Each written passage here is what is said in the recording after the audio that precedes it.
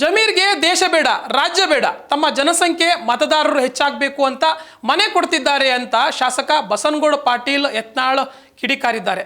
Kogilu layout ಅಕ್ರಮ ನಿವಾಸಿಗಳಿಗೆ ಸರ್ಕಾರದಿಂದ ಮನೆ ಕೊಡ್ತಿರೋಂಥ ವಿಚಾರಕ್ಕೆ ವಿಧಾನಸೌಧದಲ್ಲಿ ಪ್ರತಿಕ್ರಿಯೆಯನ್ನು ನೀಡಿದಂತಹ ಯತ್ನಾಳ್ ಅವರೆಲ್ಲ ಮುಸ್ಲಿಂ ಇದ್ದಾರೆ ಅಂತ ಜಮೀರ್ ಮಾತಾಡ್ತಾ ಇದ್ದಾರೆ. ಜಮೀರ್ಗೆ ದೇಶ ರಾಜ್ಯ ಬೇಕಾಗಿಲ್ಲ, ತಮ್ಮ ಜನಸಂಖ್ಯೆ ಮತ್ತು ಮತದಾರರು ಹೆಚ್ಚಾಗಬೇಕು, ಈ ದೇಶವನ್ನು ಆದಷ್ಟು ಬೇಗ ಇಸ್ಲಾಮೀಕರಣ ಮಾಡಬೇಕು ಅಂತ ಅವರು ಟಾರ್ಗೆಟ್ ಬಿಟ್ಟರೆ ಅವರ ತಲೆಯಲ್ಲಿ ಬೇರೆ ಏನೂ ಇಲ್ಲ.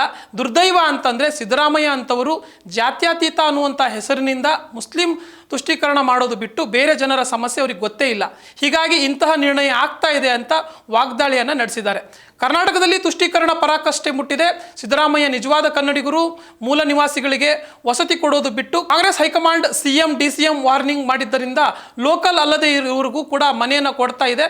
ಅವರೆಲ್ಲ ಯಾವ ದೇಶದವರು ಅಂತ ತನಿಖೆ ಮಾಡದೆ ವೋಟ್ ಬ್ಯಾಂಕಿಂಗ್ ಸಲುವಾಗಿ ಸರ್ಕಾರ ಮನೆ ಕೊಡುವಂಥ ನಿರ್ಧಾರವನ್ನು ಮಾಡ್ತಾ ಇದೆ. ಇದನ್ನು ನಾವು ವಿರೋಧ ಮಾಡ್ತೀವಿ ಅಂತ ಈಗಾಗಲೇ ಬಸನಗೌಡ ಪಾಟೀಲ್ ಯತ್ನಾಳ್ ಅವರು ವಾಗ್ದಾಳಿಯನ್ನು ನಡೆಸಿದ್ದಾರೆ.